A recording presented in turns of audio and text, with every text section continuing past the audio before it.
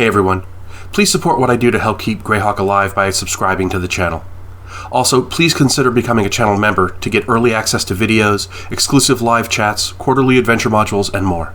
Thanks, and enjoy the show. Last time I started a deep dive into the Lost Caverns of Tsojcanth, and we're going to keep going today on Greyhawk.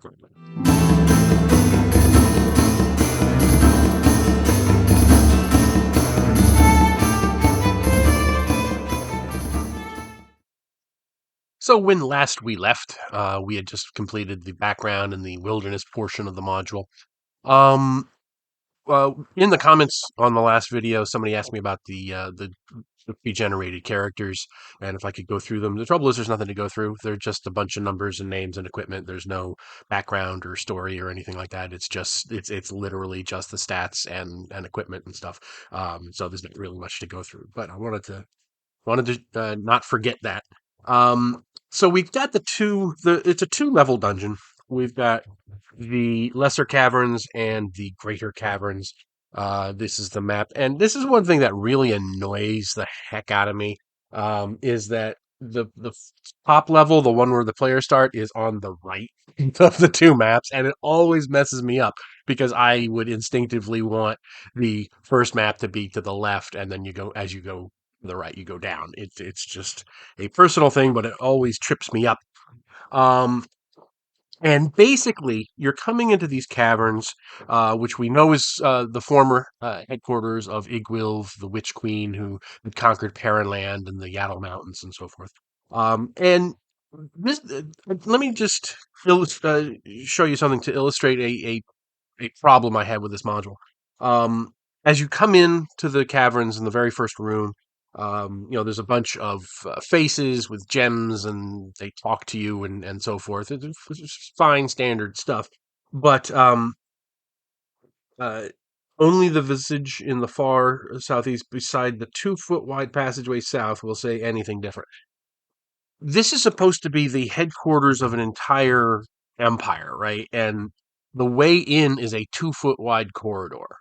Um, this doesn't make a lot of sense to me.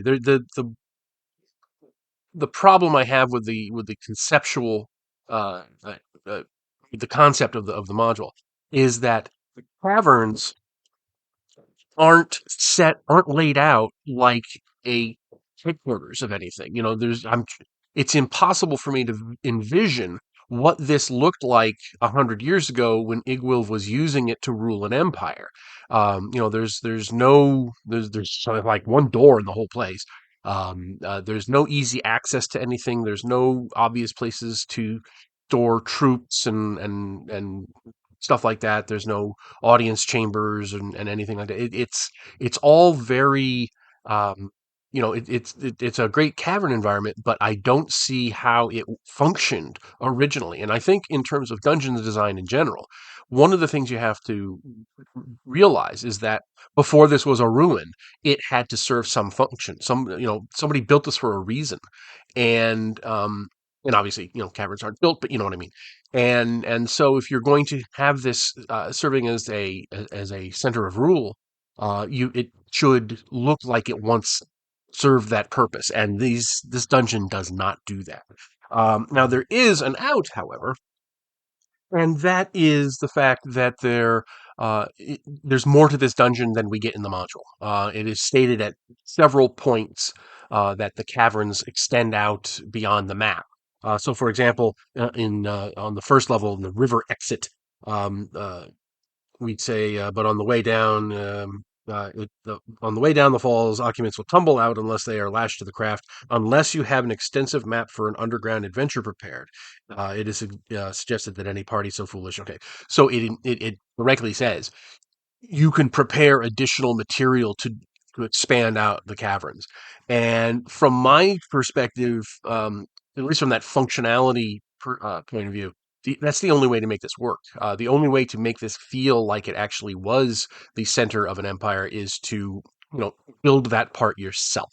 And that's absolutely what I would do. There's other points on the map where the map just kind of goes off, just kind of trails off, and it says, "Oh, there's more caverns here that go on for a quarter mile or whatever." Those are just begging to be expanded, and I'm pretty sure Alan Grohe has done that to some extent. He's over on his blog. I think he's done a lot of work building out the cavern, so that might be something to take a look at. So getting into the actual rest of the dungeon here, the lesser caverns, you can see the way things are laid out.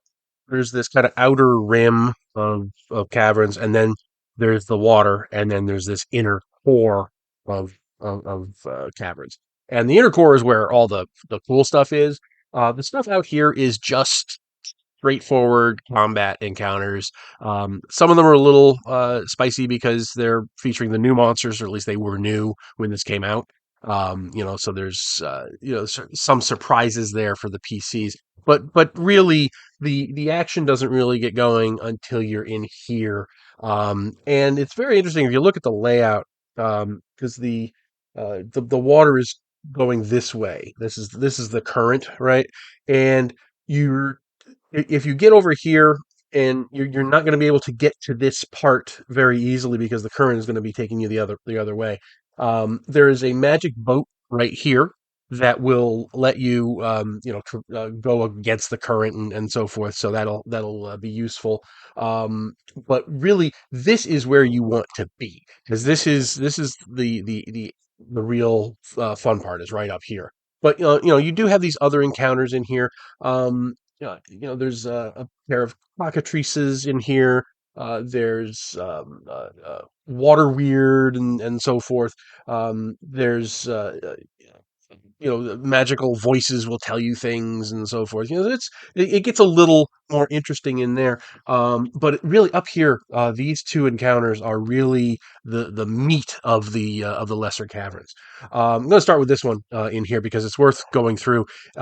It's a cave cavern just like you would expect, except it's got these.